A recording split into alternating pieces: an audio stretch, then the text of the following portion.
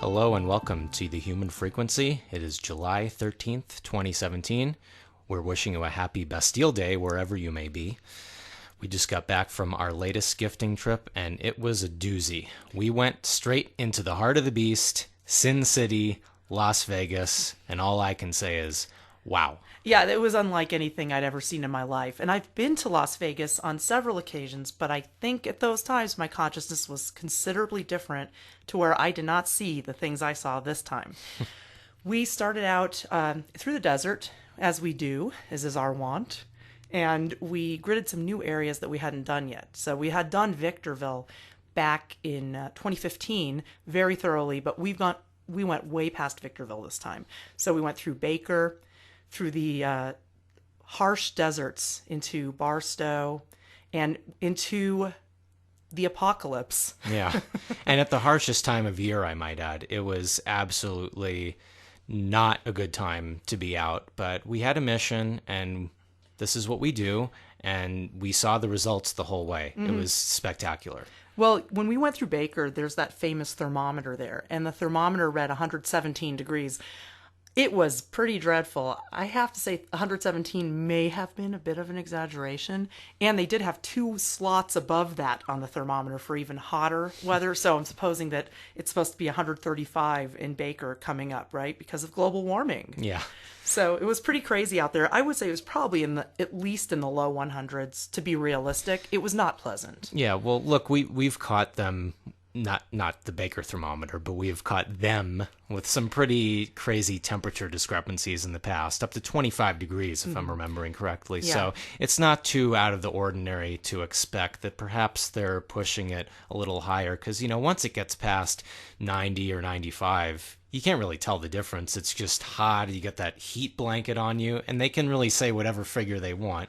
Within reason. I mean, if they said it was 250 degrees, then they might start. That's true, they might. Yeah, we really are destroying the world, us humans. I mean, driving our cars, before you know it, we'll be cooking under 300-degree skies. Especially you, Sharon. You're just ruining it. That horrible Prius that I drive once a week. Shame on you. So this was our second time in Nevada, and the first time was back in March, where we did freeway gifting. We covered the areas along the 395 and we went into the Reno area. We didn't go in depth on that trip. That was a freeway gifting en route to Redding, California. It was very good. I mean, we did a lot of work and we saw some amazing results just from that gifting because those were new areas. We saw lenticular clouds back then, just crazy formations. And when you see lenticular clouds and it's not happening over a mountain, that's because the orgone energy creates the same energy field as a mountain. It's the scalar wave vortex. And it whips into a spiral, and you'll see these spiraling clouds. So you get the UFO-shaped clouds. Mm-hmm. It was pretty fantastic. And this time, we went very, very in-depth. So we went on the freeway. We were gridding all the way into Las Vegas. And we used 150 Towerbusters on this trip, doing multiple bustings wherever possible, meaning if 2 or 3 cell towers were in a cluster, you could get them with 1. Which you'll actually see quite commonly. It's not uncommon to see 2 or 3, or sometimes even more than that. But we have found that if there is a cluster of 3, 1 tower buster placed near that will take care of them. If there's more than that, we advise using a second one, just to be sure. But the thing is, there's really no way to measure this concretely. The only way that we can measure it is by looking at the sky, observing changes there. And I mean, I've documented the same exact cloud formations in a variety of climates now over the last 3 years. So we're seeing consistent results. So you've got to look at the sky changes. You've got to look at sudden weather changes. All of a sudden it rains out of nowhere. Things like that. Which we'll get to that in a moment. That is coming. It's been a real adventure the last week. But that's what you're looking for. You can check satellite imagery. You can literally watch geoengineering dissolve on the satellite image. That's a fun one, when you see that big hole open up in the clouds. So there's all kinds of ways you can look at it, but measuring it, people want to measure it with an instrument. Use yourself as the instrument. See how you feel. See the difference in how you feel. We always are looking to someone else to tell us what reality is. How about listen to your own heart, listen to your own brain, and look around you. Believe your own eyes. Why don't we believe our own eyes? We felt immense changes while doing this gifting trip. So you have to say, do I feel better? then maybe it's better. It's like with a cold. How do you know you're better? You feel better. It's pretty simple, but it can't necessarily be measured. Yeah, just start perceiving it for yourself, I guess, is the way to go on that. And yeah, speaking of dissolving, it was pretty hot. We crossed the Nevada border, and it was 115, Supposedly, or so they say. but it may as well have been. It was miserably hot, and in fact, this is the hottest weather I've ever felt in my life. So, do they say the world's getting hotter? They say it is. I think the desert out there has always been incredibly hot.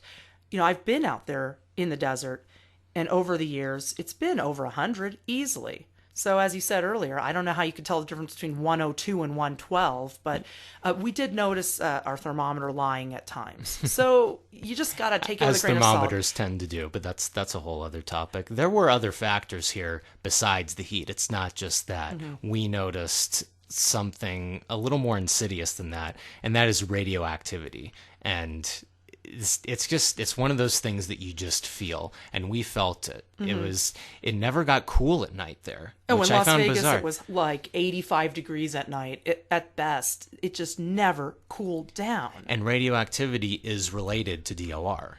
Well, it is DOR, because the DOR is the deadly orgone radiation, which Wilhelm Reich discovered along with the life force, which is orgone. The DOR is immobilized life force energy. And they can literally pump out DOR, this deadly energy, from cell phone towers. It comes out of our Wi-Fi's, cell phones, our CFL bulbs. Well, not ours, because we don't have any, but it comes out of a variety of sources. But nuclear radiation is perhaps the strongest one we're dealing with on Earth. And it is a form of DOR. Now, Las Vegas is about 65 miles away from the Nevada test site. That's a little close for comfort, in my opinion. And I felt something there that I had never felt before. And I think that was the nuclear radiation, because you could feel, if you're energetically sensitive and you can feel EMF, this felt different from that. It had more of a heat to it. It had more of a radiating quality. I could feel it moving through my body. And, we didn't really drink much of the water there, but we drank a little bit of the so-called filtered water out of the tap. Very little. I made it into a cup of coffee. I feel like I just drank radioactive water. What was I doing? I guess I'm just a guinea pig for myself on this trip, because I learned a lot about my body. And so I guess this experiment was beneficial in some ways. Yeah, it's nothing some zeolite can't take care of. Well, yeah. Rad Detox is what we've been using. The Rad Detox is something that Ken Rolla has at freshandalive.com. And I highly recommend it to anybody and everybody, because we've all been exposed to nuclear radiation. And after your initial detox period, then Ken recommends that you use it again if you've been exposed to radiation, which we were. I don't doubt it for a second. I could feel it. Yeah, so we nipped that one in the bud. But and while we're on the topic, I know we mention Reich a lot, and I do want to say that you can pronounce it Reich, you can pronounce it Reich. Reich? He that too. Yeah. Anyway, he pronounced his own surname Reich. Yeah, because people get on me about that a lot. Yes, so please stop getting on us about that. We just prefer, I'm honoring him. Yes, we are honoring the man with his own pronunciation of his surname. Right. But anyhow, I digress.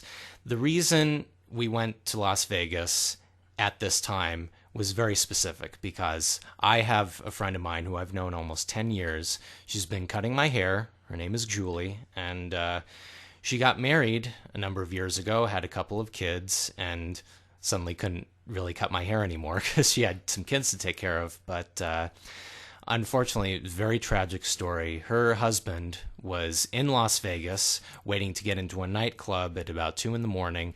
and was sucker punched for no reason by a passerby and died a few days later. So we had a very specific reason to go into Las Vegas, and there was no doubt in my mind as soon as I heard this story that this was a DOR-related death. Well, Louis Campos, Julie's husband, was in Las Vegas. This was back in late April of this year, and he was there to celebrate his brother's wedding with a bachelor party, and was waiting outside of a club on Fremont Street, the Vanguard, which is a famous club there, or a real hot spot in Las Vegas. And out of nowhere, completely unprovoked, he was punched in the face, and hit the pavement. And he was alive for a few days after, but in a comatose state. And it's just an incredibly tragic story. It still brings tears to my eyes when I see pictures of their family. And we were literally at Julie's house like 3 weeks before this happened, maybe less than a month before it happened. And I was playing with her children in the yard, and she was cutting Gabriel's hair. And it's just unbelievable. Louis called her while we were there, and he worries about her when she doesn't answer the phone immediately. He calls the landline. So landline. sweet. And it's just such a tragic story because they're such a beautiful family. And Louis actually is the father of 5 children. So there are a lot of people left now without their dad. And we went there because something had to be done. I wish we had been able to prevent it. And I don't know if gifting Las Vegas in advance would have prevented it. How could we have known? We just hit every location as we can.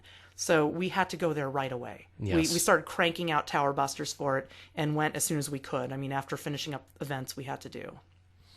So we knew that it was going to be a big project because this city is notorious. I mean, with a name like Sin City, that pretty much says it all. You're going to have debauchery and just negligent human behavior in general. And that's all of what goes on there. And it's infamous for it. And it goes on there 24/7. So we knew that it was going to be a big task. Well, it's parasitic in nature, and the whole city has this energy to it of oppressiveness, and it's fake. It's not real, and that's the sad thing about it. I've been to Vegas on different occasions. I had a whim to go there on New Year's Eve, of all things, when I was maybe about 20. I mean, this is something that you do when you're about 20. I've been there to gamble for fun in my 20s. I went there to play a show with my band, again, in my 20s. I really haven't been there since that time period, which was the 90s.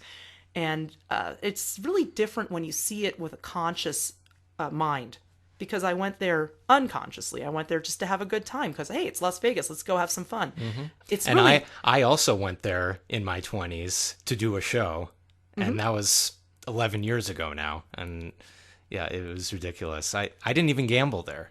Well, I like the nickel slots. You know, I like to be able to sit there for a long time and just put change in there because I know I'm not going to lose much. I'm more of a craps and single deck blackjack kind of guy. I don't like human interaction. That's why I avoid that stuff. But I like to use the machines.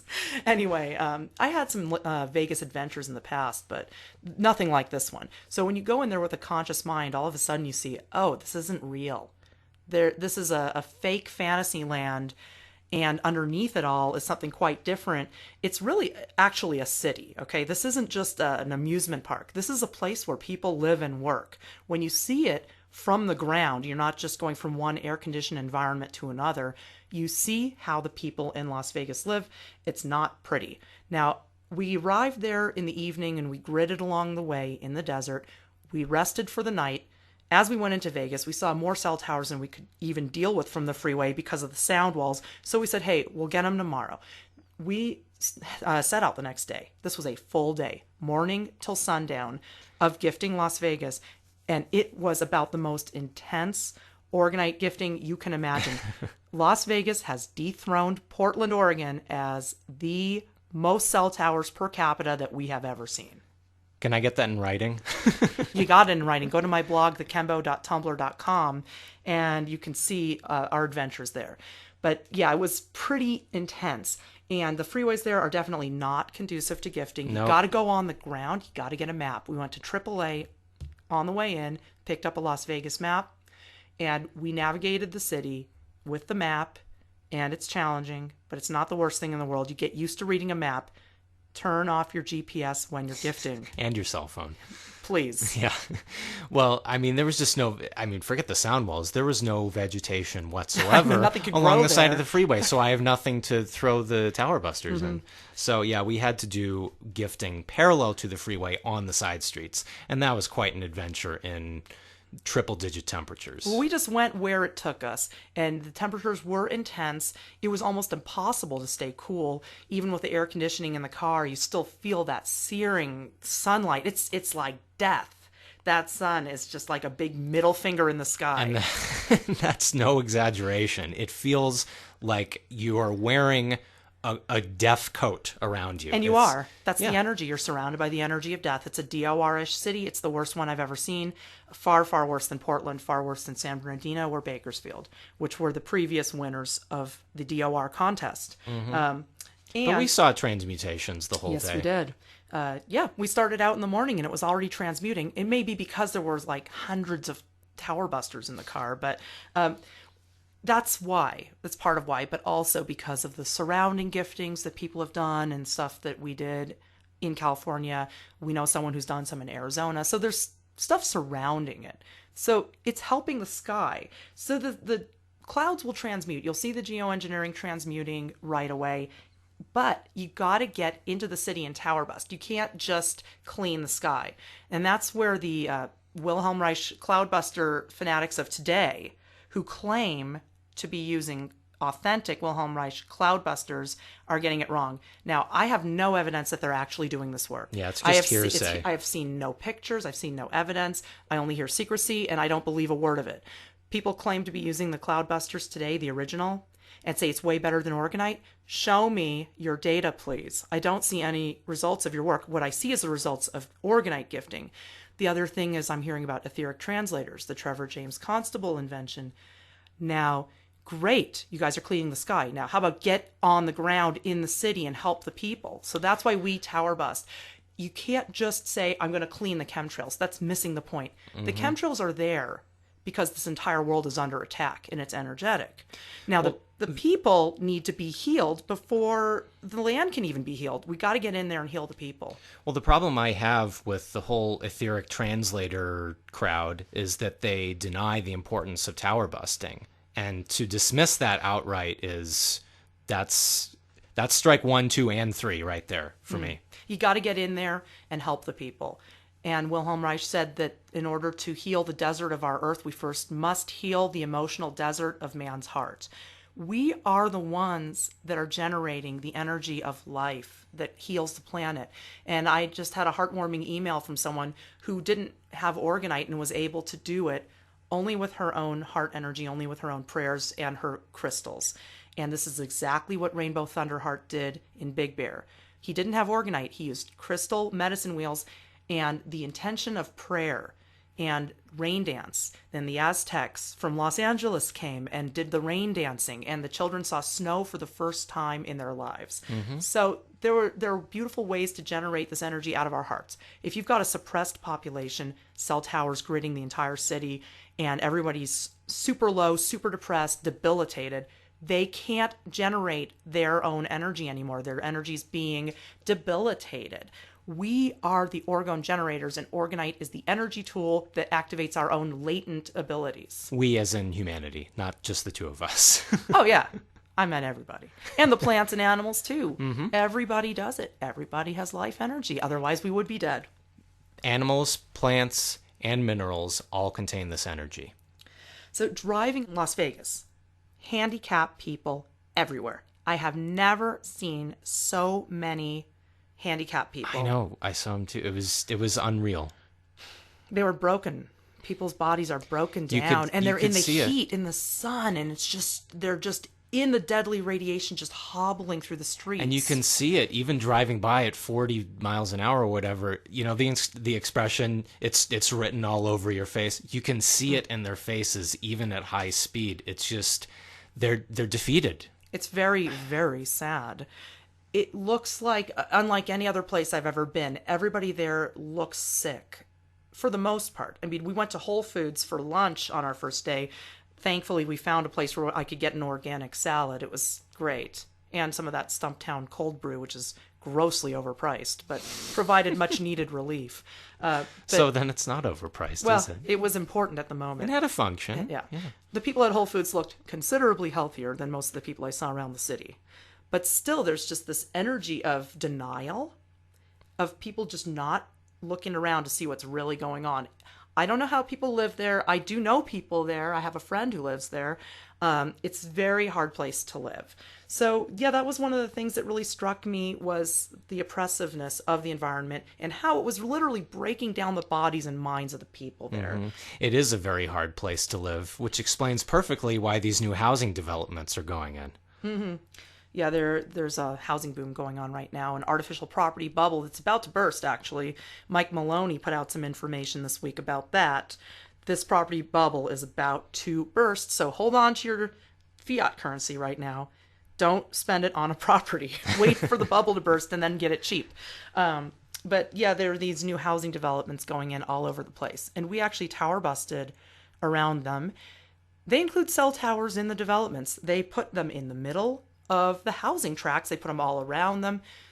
Why are they putting so many cell towers around the new housing tracts? It's kind of a rhetorical question. We all know the answer to that. It's to keep the people in the cages. They build the new cages.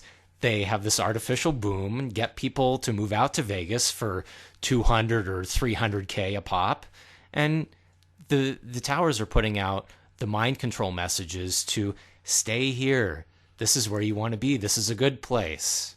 And there's nothing. There's absolutely nothing. It's dirt and rocks and nuclear radiation. All the houses are sandwiched together. Nothing can grow there. It's a wasteland. It's utterly depressing to see. Well, we hope to heal this land. I mean, this is going to be quite a process because this is the most DORized region I've seen. Wilhelm Reich described El Centro, California, as the Sahara of the West. I don't think he was working in Nevada because he never got to it. You know, his life was cut short. He was working in Arizona primarily. If he had worked in Nevada, he may have called that the Sahara of the West. We did tower bust El Centro area in a big way, also back in 2015. This was way worse than that, by far. Yeah. I do think it can heal eventually, but we've got the nuclear problem going on and the cell tower situation in Las Vegas.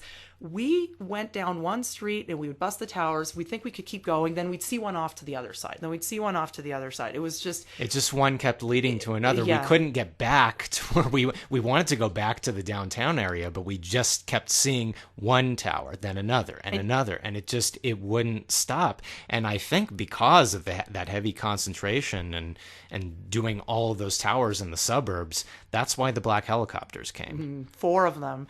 And it was really actually a little scary. I mean, I know I've got nothing to be afraid of, but it's a little disconcerting when you see 4 military helicopters, these black helicopters. They were flying in a row, circling the area where we were working. And I had a feeling it had something to do with us. Maybe just a coincidence, but a lot of people report black helicopters. Well, when we tower bust, we have our cell phone off and wrapped in foil, as it should be. We have both of our sucker punches on. You can go to ctbusters.com and see what that's all about. It's basically an anti-surveillance device that's very useful when you're gifting. And on top of that, we have filed the ANC, both of us, so there's nothing they can do to us anyhow. So we're pretty well protected, and these guys look like they were not exactly sure where we were, but they were very frustrated with that fact.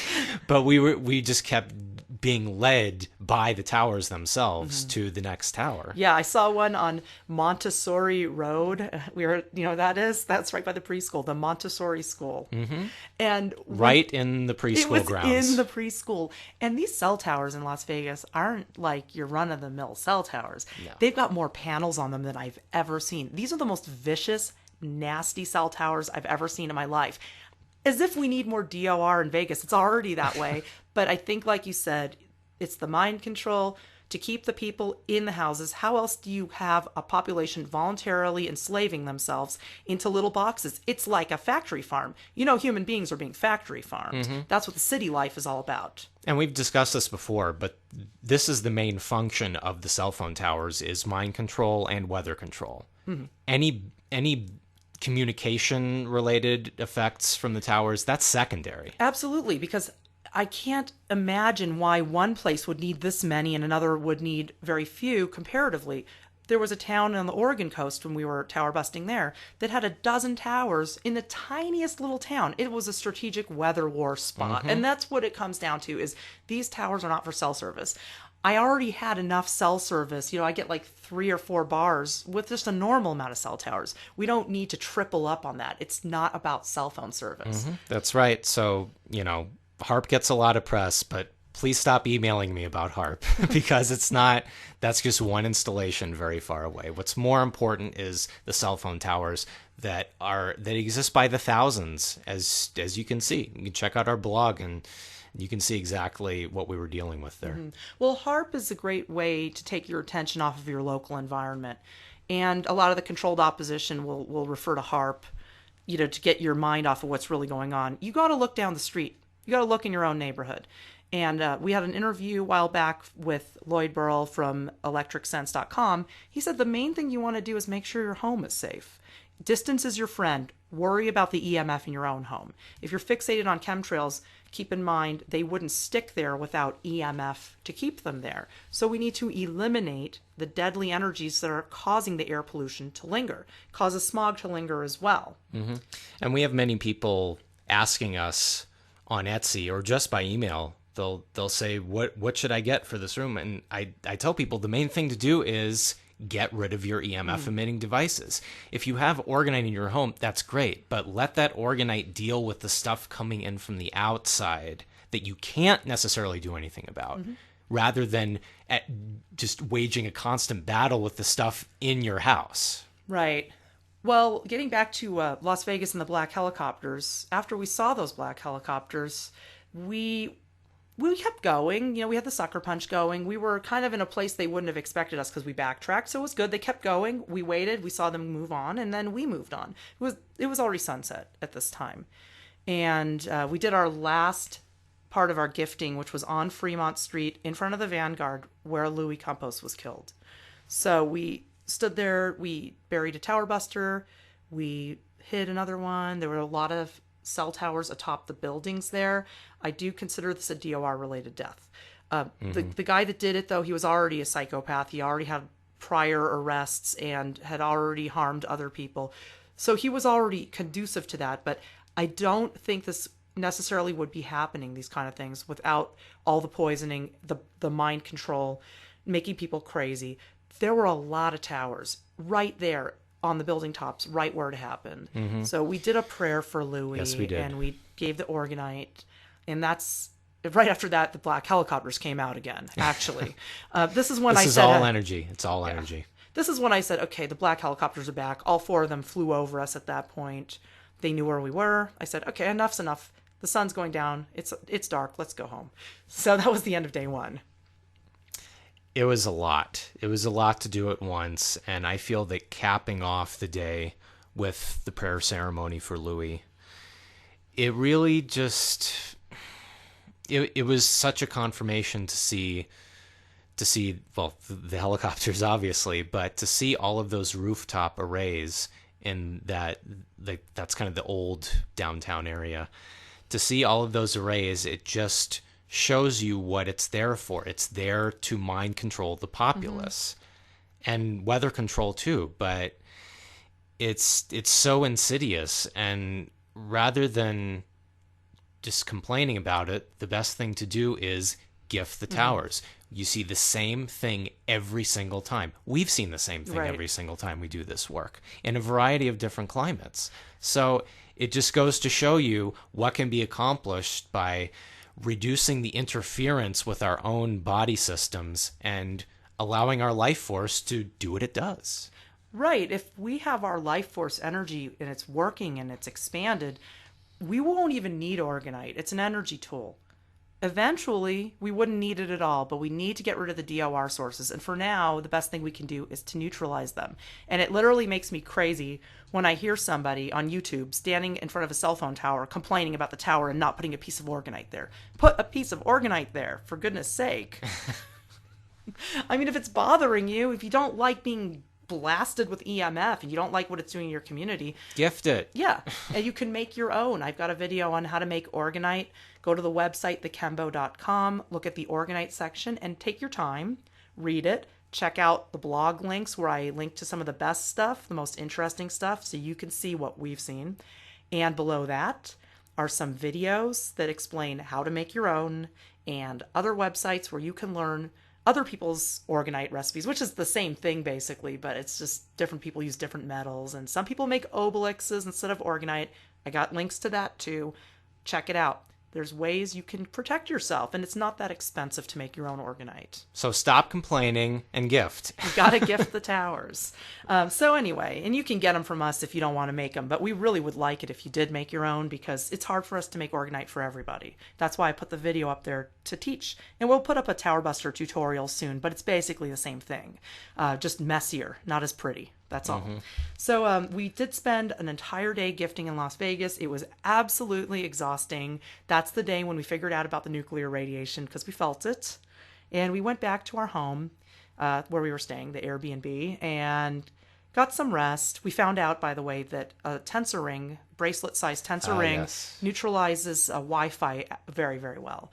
Because the last trip we took before this, I didn't do anything about the Wi-Fi. I felt uncomfortable going near it, and it didn't really occur to me to put the orgonite right next to it. I just kept it near me, because usually that's good enough, because it's so much orgonite. But we didn't bring in as much as usual, and the next morning I got vertigo from the Wi-Fi. So this time we made sure to bring in a good supply of orgonite, and to put the tensor ring next to it. See, if you put orgonite next to a Wi-Fi in someone else's home, they'll notice and say, what is that? If you drop a tensor ring next to it, you could just say, oh, that's where my bracelet went. And then they won't ask you, because we don't talk about this with everybody. Well, it also blends in a little better than a big piece of orgonite sticking up out of the carpet. Right. So the tensor ring was a great solution. Nobody saw it leaning against the Wi-Fi. If you're interested in tensor rings, you can go to twistedsage.com and check that out. They work similarly to orgonite for neutralizing EMF. So that helped a lot. So the last day we left our home and we tackled the downtown gifting, which we hadn't been able to do yet because we kept getting sidetracked. So we did all the downtown area. It was good to do it on a weekend. A lot of businesses were closed, especially in the industrial parts. So it was very conducive. I do recommend industrial gifting on weekends when the businesses are closed. You can get into the parking lots. No one sees you. Watch out for cameras. But in general, you just pull over, drop it in a bush quickly, and move on. So we did a very thorough gifting of the downtown area of Vegas. And under that searing sun, and in a last FU from Vegas, we got splashed with mud all over our car. I don't know what this stuff was. I think it was sewage. I think it was mud. Okay, well, it was disgusting. And we went into the gas station to kind of clean it up. And meanwhile, while Gabe was cleaning the windows, I went and gifted another TB. By the railroad tracks. Mm-hmm. And I literally felt my shoes catch on fire as I crossed Boris Karloff Boulevard. It's a George Carlin reference for any of you who are not familiar. Right. Well, there's the Frank Sinatra Boulevard, and there's Dean Martin, yeah, Sammy Davis Jr., a bunch of dead guys I've noticed. And the Velvet Fog. Oh, that's right. So we took care of that last tower, and I literally felt like my feet were burning. I never felt anything like the heat in Las Vegas. It was painful. So that was it. We cleaned up the car to the best of our ability. And we moved on. Did our last giftings, hit the freeway, and left town. We went into the desert. And everywhere we went in the desert, we saw transmuting skies. We also saw a lot of tree stumps to show the terraforming of this area. Not only did we see the desertification through DOR, but we saw a lot of the giant tree stumps of old, the silicon trees that were cut down. That stretch between the Nevada border and Baker, when you're descending, there's a lot of just broken off, blasted stumps, and you can tell just by looking at them. We have some pictures on our blog, but they really don't do it justice like when you take that stretch and you see it for yourself. It's quite a sight. Yeah, if you ever notice these little rock formations where part of it is really flat and then there's a bump next to it, what they did there is they sliced half the tree and then they let it fall. It's so obvious because I saw the same thing in Ashland, Oregon, that I saw in Nevada. I see it everywhere. It's the exact same shape. Once you see it, you'll never see the world the same way again. For that, you need to see the documentary, There Are No Forests on Earth. And that will really explain to you what's going on here. The terraforming is massive. The deserts are a major wasteland. It was totally destroyed by these ETs, and they've been doing it for thousands of years. Wilhelm Reich found this too. This isn't just our whim. This is even the discovery of a scientist working in this field of orgonomy. So actually the discoverer of the field of orgonomy realized that our whole world has been terraformed by these parasitic ETs. But we did see some wonderful changes on the way home. And I think the gifting in Vegas had wide-reaching effects, especially that it gridded with areas we've already done. That's right. Yeah. And in Prim, Nevada, we stopped for some food. And when we got out of the Flying J, we looked up at the sky and it was just spectacular. So Now, of course, it was still 100, however many degrees it was, but the sky just, it came alive. I can't describe it any other way. It was beautiful. It's those orgonite clouds that happen. It's when you remove the pollution and then the water vapor can coalesce, the hydrogen bond can form. There is water in the sky in the desert, and we saw beautiful cloud formations on the way home. I call them the nice fluffy clouds that freak out the chemtrail people. Oh, yeah. Well, yeah, people don't know what they're looking at. Yeah, please come to our website, thechembo.com, go to the photo gallery, learn about the process of transmutation. This is the most important thing you can learn. If you have the chemtrail blues, if you're worried about geoengineering, look at what the sky does when it's being cleaned. It's not just them doing everything to you. This is the only way to pull yourself out of the doldrums and realize the power of orgone energy in cleaning our skies and our minds. Yeah, none of the geoengineering sites will tell you this. They won't. So if that's where you're getting your information, you are never going to learn about how to clean it up and what it looks like when it cleans. It really gets me when someone points to a transmuting sky and says this is a chemtrail sky. You've got to learn what the cleanup process looks like. The Earth has its own cleaning mechanism to remove toxins from the atmosphere. It has been severely disabled by the cell phone tower arrays. However, once we flip those back by neutralizing that energy, the Earth can once again heal herself, and the orgonite helps tremendously. It's That's a sky right. cleaner. It's a two-pronged effect. So we did drive into the desert and back through Barstow and Baker, and we actually got a few drops of rain. The skies were overcast. All of a sudden, it wasn't in the forecast. We got a few raindrops. It's the orgonite rain, the little splatters that happen. The big splatters. Right, the big raindrops that just happen a few at a time. That is the confirmation that the sky is being cleaned. And it drops a little moisture. So if you get those splattery rains, that's what it is. It wasn't very much rain, but we saw some new skies. I think we reached a new level of orgone saturation in the area because we saw new forms that we hadn't seen before. Oh, yeah. You saw something crazy on the Pear Blossom Highway there on our way to Palmdale. Yep. There was this big cluster of, I don't even know what it was. It looked like a plume of smoke. And I thought, I'm going to have to call the fire department around here later and verify if there was a fire. Then I realized I wouldn't have to do that because this plume of smoke started changing and thinning out, and I saw what was going on. There were these gray plumes from the clouds in the sky down to the earth. It wasn't like a tornado. It wasn't like a funnel cloud. It was more smoky, and this formation preceded rain. So we saw this in the distance. I think it was a rapid transmutation, a very rapidly lifting DOR and transformation of the sky, and then some rain. And more than just a splatter. Yeah, there was more rain there. It was really beautiful. This was very encouraging to us.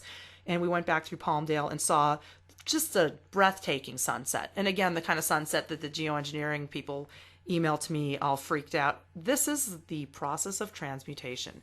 This sunset wouldn't exist without geoengineering. However, it is the result of the cleanup of geoengineering. So understand that although it's strange, it's clean, to me it's a thing of beauty, and it was a magical ending to a very, very interesting gifting, a very difficult gifting, and extremely worthwhile. And we even had weather results here in the mountains. Well, the next morning we noticed that there was some coalescing moisture in the sky, but it was just, you can tell when the DOR and the OR are just, they're fighting each other. They're fighting that pitched battle right above you, and it's almost there. You can almost get that rain. It just needs one little thing to tip it.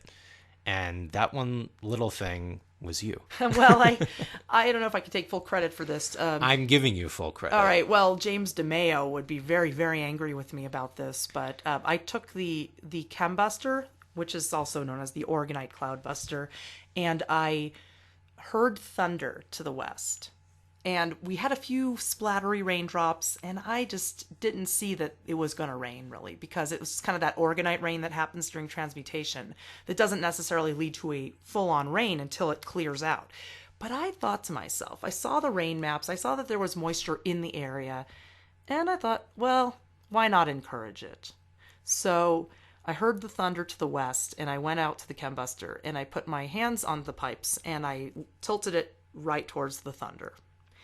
And I put a strong intention to increase and move the orgone of the atmosphere and to bring rain. And I slowly moved the cloudbuster in an upward motion towards us. And then back down again. Back down again. Just reinforcing that west to east flow. Right, because what they're doing with a lot of the geoengineering is they're stopping the natural jet stream. West to east, it's supposed to be that way. But they've been pushing up on it, bringing moisture from the south, bringing heat from the south, stagnating the jet stream. They have many things they do in the summer to make it worse. So I encouraged that. And I did it 3 times, very slowly, with strong intention. And as I did it, the raindrops got bigger and more pronounced. And it just started absolutely pouring buckets of rain and marble-sized hail. Now, I don't know if I'm not taking credit for it. I know you say you give me credit, but this is nature. I just felt compelled to help it. I meant I was giving you credit for undoing the geoengineering to stop that. And when I say geoengineering, I'm not talking about chemtrails. I'm talking about the energetic fight against what is natural and right. Yeah, in other words, OR. Yeah, the chemtrails are just another one of the byproducts of DOR. I mean, you have to understand that the chemtrails are just how we see it visually, and that will give you a clue of what's going on energetically. Nowadays, they can barely spray chemtrails in California anymore. So a lot of people think they are, but they're just seeing either DORized clouds or healthy clouds that are transforming and don't know what they are. Everyone is afraid of the clouds now.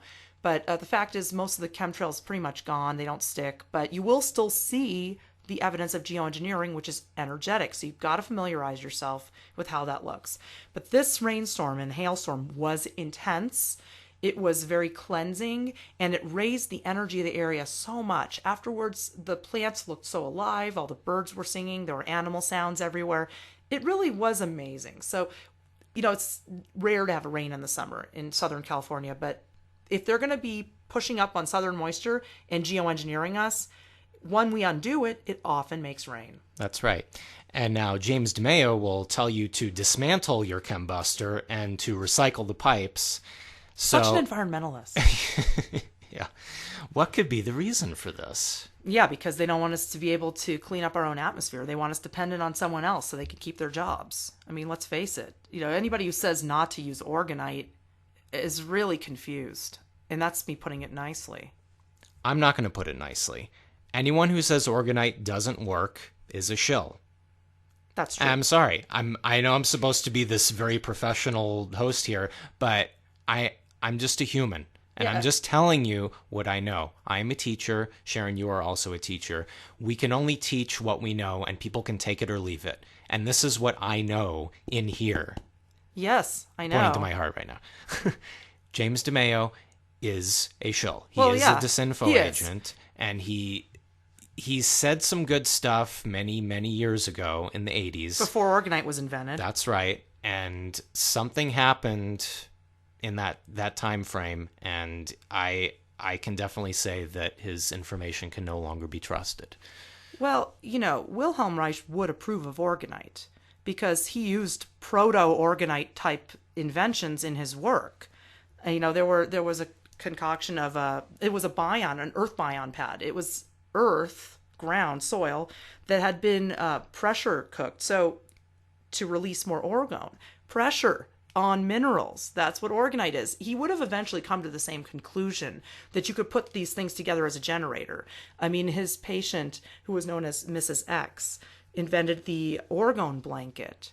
That is like orgonite that you wear. These were proto-orgonite inventions, little generators of orgone you could take with you. So I know he would have approved of this. So anybody who says that this is against his research is absolutely wrong, because it's made using his research of mixing organic and inorganic material to create an orgone generator. That's completely safe, by the way. So I just can't buy it anymore. And, Don Croft said that James DeMeo was a shill, but I read James DeMeo's book, The Orgone Accumulator Handbook, and I said, hey, this is very useful. Maybe Don Croft is jumping the gun here. But I looked at DeMeo's website, and he spoke out against orgonite. So that's enough for me to just ignore the whole thing at this point. It's just these guys have jobs. They get funding. Their funding would go away if they eliminated the parasitic world order who is funding them. And that's all it is. So he says get rid of your orgonite cloudbuster, but I say keep it. It's very healthy for the environment. Keep it over your house. Just keep it at your house. Faced upward or faced in a direction where you think it needs to be. I have a better idea. How do you feel about it? Ask yourself how it makes you feel. Good and idea. Go with that. Good idea. There's no substitute for intuition in this. Well, that rain that happened fortunately washed off the rest of the goo off of our car, the Las Vegas goo. And now it's been a few days. Of unknown origin. Yeah, I think it was sewage. But now a few days have passed, and we have finally washed off the Las Vegas smell. That only took, 5-6 days? It was about 5 days. Well, it took a lot of laundry washing. That place really left us with an odor, and the odor was some of the personal care products and detergents and air fresheners that were in the place where we were staying. So we actually learned a whole new thing. I already knew that stuff was junk. I already knew it was toxic.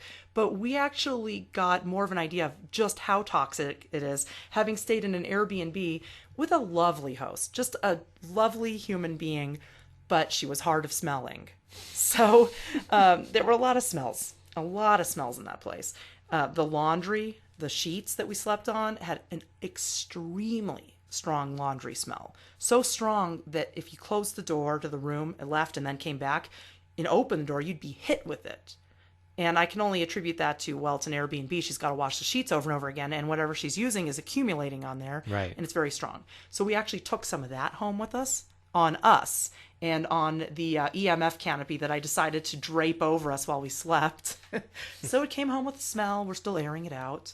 But there were some other things. There was air fresheners, and she gave me a gift. And it was so sweet, and she meant well. She gave me a gift of lotion from Bath and Body Works. And I looked at it and I'm like, oh, this is really expensive stuff. This is fancy. Isn't Bath and Body Works one of those fancy brands from the mall? And I was thinking, well, they're probably pretty healthy because I looked at the back. It said no animal testing. I said, okay, that's good. But I didn't read the ingredients. And I actually tried it out against my better judgment. But I thought, well, she was so sweet. I'm going to try out the lotion. And I put it on, and the fragrance was so intense that you smelled it across the entire house. I was doing dishes upstairs, and I thought someone had walked by on the street at 10:30 at night, just completely doused in perfume. What the hell's going on here? And then I went downstairs and just kind of put two and two together. Yeah, and you said that to was, me... that was very strong. Yeah, you said, do you mind it? And I said, well, it's okay. And well, yeah, because I know you have... Dry skin. I need some lotion. You have sensitivity to smells, to fragrances. Well, I was really happy to have the lotion because I thought, oh, this is a high quality lotion. I have dry skin. I live in the mountains. It's dry all the time. But yeah, it was too strong of a smell. I put it on. I laid down in bed. It was on my arms. I lay down in bed and I thought, yeah, this is just too strong. This lotion was so strong that the fragrance went through the sheet, through the mattress cover, and onto the mattress itself. It got on everything. I have to wash my shirt twice that I was wearing with it. So this kind of woke me up a little more to the fragrance problem and the problem of unsafe ingredients. Mm-hmm. And so the Las Vegas smell that we came home with, and the lotion, and the whole issue of having to spend the whole day washing everything, taught me a very valuable lesson. You got to read these ingredients on these things. Don't just look for no animal testing. Don't look for all natural. You've got to start to learn what some of these chemical compounds are. Yes, and being the fanatical Seinfeld fans that we are, we couldn't help but be reminded of the smelly car episode where Jerry declares that the smell is an entity and cannot be removed. And he's absolutely right. The smelly car episode, a valet parks Jerry's car, and they get back to their car, and it smells of BO. And this is where Elaine says, what am I, hard of smelling? That's where I got that from. But this BO smell not only permeates the car, but it attaches itself to Jerry and Elaine, and they can't remove it. To anyone it comes into contact with. Well, now I understand. It wasn't so much the BO, it's the cologne. I know this because I bought a car years ago where I couldn't get the smell of cologne off the steering wheel. I wiped it and cleaned it and over again. I finally had to get a steering wheel cover to get the last guy's cologne off that steering wheel. So I know that these perfumes and fragrances will attach themselves to anything. They'll go through matter to attach themselves to other. They are entities. Yeah. They are evil. It is the beast. And the beast came back with us from Vegas. That's right. But we had to have this experience with this very fragrant lotion to figure this out, right? Well, I always knew I hated fragrances, and I always knew that they give me kind of an allergic reaction. A strong perfume makes me feel a sore throat, a little nose irritation. So I looked this up, and I learned what fragrance is. And if you see the ingredient fragrance on your product, this can be any combination of thousands of different chemical compounds. And by the way, we're not exaggerating. It's literally several thousand. Yeah, according to the U.S. Department of Health and Human Services, over 5,000 chemicals can be used in any combination to create fragrance. And since it's considered a trade secret, that's their excuse, they will not disclose what they are on the products. How convenient. Right. Now, they won't tell you what these chemicals are, but here's what we do know about them.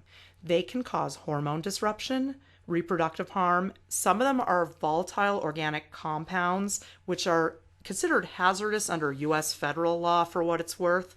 I think if even they'll say it's hazardous, you know it's even more hazardous than they say it Right. is.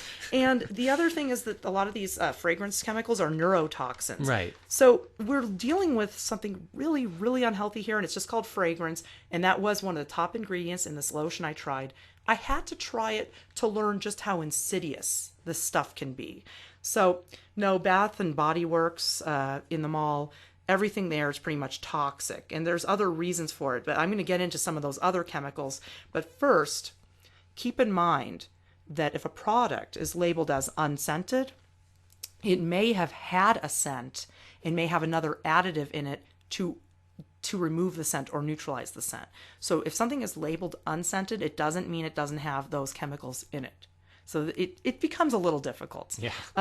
If something That's like when the USDA labels something organic, that it can still have trace amounts of GMO content inside. That is true, and that's another real serious problem, which we'll have to cover on another episode, because Gabe and I both have severe allergic reactions to GMO corn. So more on that later. That's right. But here's another one to look for, fragrance-free. Now, fragrance-free, if you see that on a product, it may still have a scent if one of its ingredients has a scent.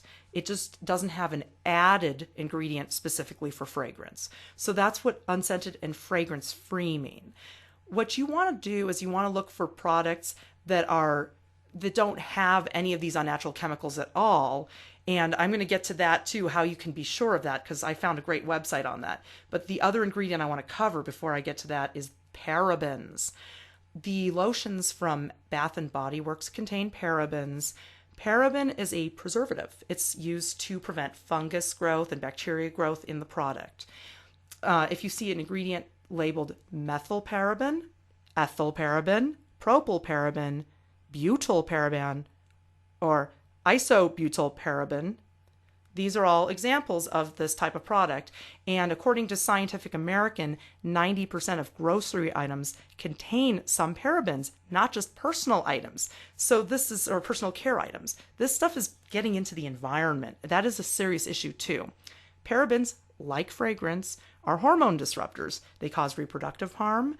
And in women, they cause breast cancer because the paraben will bind to estrogen receptors in your cells. So it mimics the estrogen. And in a 2004 British study, parabens were found in breast tumors of 19 out of 20 women who were observed. So we have to take a look at this ingredient in our products. We want to buy paraben-free products, fragrance-free. And believe me, there are so many more of these ingredients. Parabens are banned in the EU. They're not banned in the United States, of course. But we cannot look to the government anyway on this. Instead, I found an amazing website that really helps with finding personal care products and home products that are safe. It is from the Environmental Working Group. It's called ewg.org, and it's ewg.org/skin deep. And there's a database there where you can look up your products. And this website breaks down every ingredient in it and lets you know if the products are safe or not. So I found it extremely helpful. Well, Sharon, thank you so much for doing all of this research for us. You're welcome. It's a lot to really swallow, and there's so much toxicity out there. But I just want to say really quick that this goes back to the parasitic ET agendas. I mean, if you're finding hormone disruptors, and if you're finding evidence of reproductive harm, cancers, this really just reinforces the need to make conscious choices, just in all aspects of life. Yeah, they're trying to depopulate us. They're attacking our reproductive systems, and they want to give us cancer. You know, we talk about EMF, electromagnetic fields, and we talk about the need to make conscious choices of the devices that you have in your home and expose yourself to on a daily basis. This is no different. You also need to make conscious choices in other things in life. Mm-hmm. It's not optional anymore. This world is just getting too toxic for you to take the path of least resistance all the time. You must look into these things, and it's not, on the flip side of that, it's not all about obsessing about all of these different little things. Yeah, I don't worry about the receipts, for example. Yeah. People are worried about their receipts. They're Now I'm going to get angry emails about how I should worry about the receipts. Conversely, there's too many things to have that level of concern about. Yeah. You drive yourself crazy, but you just do the best you can with what you have. Mm-hmm. And that's all you can do. Yeah, I mean, it's one thing at a time here. I mean, I first found out about the GMO food years ago. I stopped doing that. It's one thing at a time, and then you start to look into personal care products. Maybe that's not the first thing you've done. Maybe you've thought of other things first. You've got an orgonite for your home. You've stopped using your cell phone. There's so many things you got to do. It's all about living consciously and understanding that we can make choices that are healthful.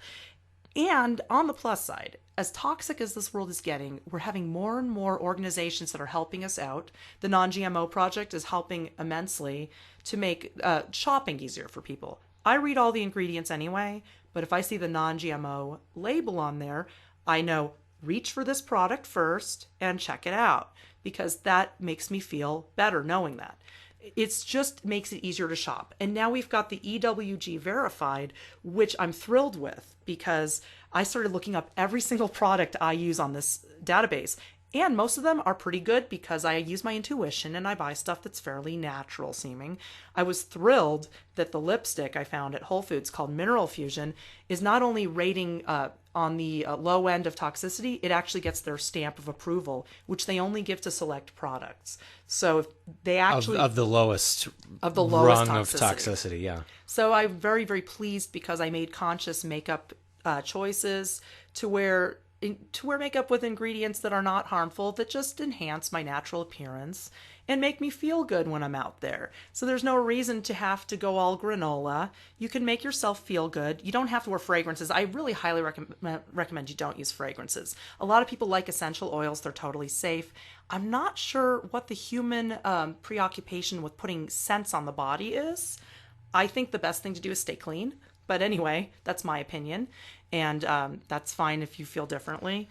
But I am very pleased that I found some natural cosmetics that make me feel good, so I can go out with confidence and good health. And if you listen to the Human Frequency with any regularity, we talk a lot about the world of commerce and how it's all business and nothing's personal. So that is why it's important that companies, business entities like EWG are coming out, because they do not have a vested interest in just doing things for the company that's profit-based. Right. That's that business model, like the USDA organic stamp, for instance. The difference between that and GMO Project Verified, again, to use another example, is that there's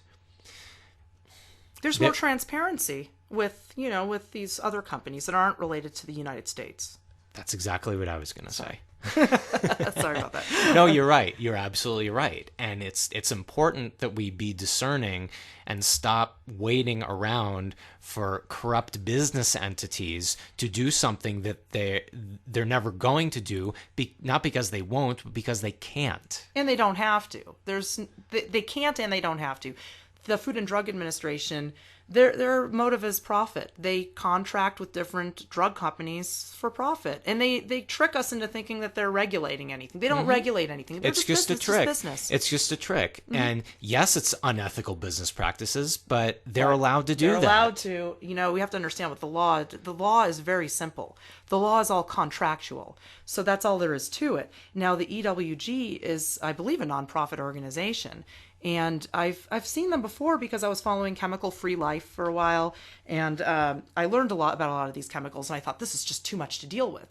So now this website makes it so much easier, because when you're looking at these weird named things like butyl paraben, you look at this list of chemicals on an ingredient list, and you think, how am I going to even decipher this? You freak out like the lady on the Coneheads when she looks at the eggplant. And, ah! That's true. And eggplants do that to me too. But then I see them and I get happy and I cook them.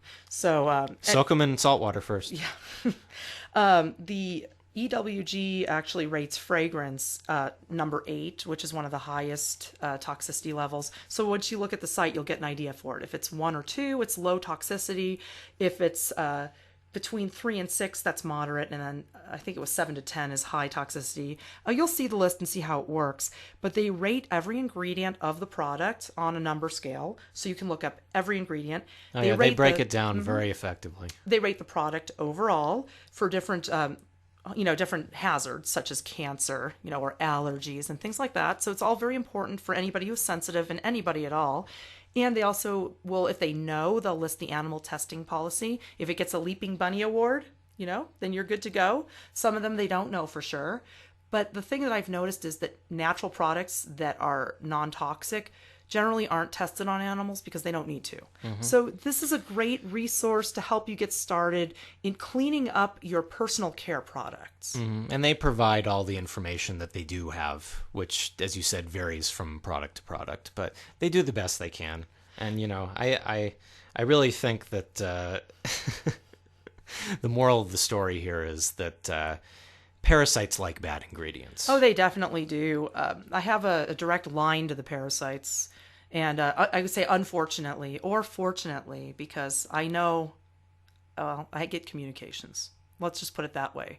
And I know when they're enjoying themselves and when they aren't. And they like the bad ingredients. They were having a field day with the lotion I put on, because all of us have parasites in our bodies that we're working to eliminate. There's the outer parasites that are feeding off the earth energy and keeping us in our spiritual cage. And there's also internal parasites, which is also part of the agenda. They deliberately promote foods that cause candida, for example. And that's a problem that I've dealt with and basically eliminated, but it took a lot of work to do that. And I can tell you that I can tell when there's parasitic activity, because I can hear things that other human beings maybe can't. I have super hearing. So I have a direct line to them. And they have a symbiotic relationship with the ones on the outside. They absolutely do. Yeah, they absolutely do. So just on the EWG verified stuff, you can be assured that you're going to get something that's not going to aggravate any of these internal problems. And their certification means that it avoids the ingredients of concern, that the product, that the manufacturer gives full transparency as to what's in it, and that they have good manufacturing processes, so or procedures. So we have to look for things that are not going to exacerbate the parasitic problem in our bodies. And that stuff is absorbing into our pores. I kind of overlooked it for a long time. I'm switching all my products. I'm switching everything. For the most part, I already have, but I'm being way more strict now about cleaners and everything. And that's a good thing, and we encourage you to do the same. So, yeah, that website, once more, is ewg.org/skindeep, one word. And our website, again, is www.thekembo.com. You can find our blog, our YouTube channel, and our Etsy store on there. Thank you for your purchases, those who have been given to us recently. And you can find all the information that we're doing and upcoming gifting trips and everything. Is there anything I missed? Viva Las Vegas! I don't know how I forgot that. Thank you for listening. This has been The Human Frequency. Please tune in next time. Thank you.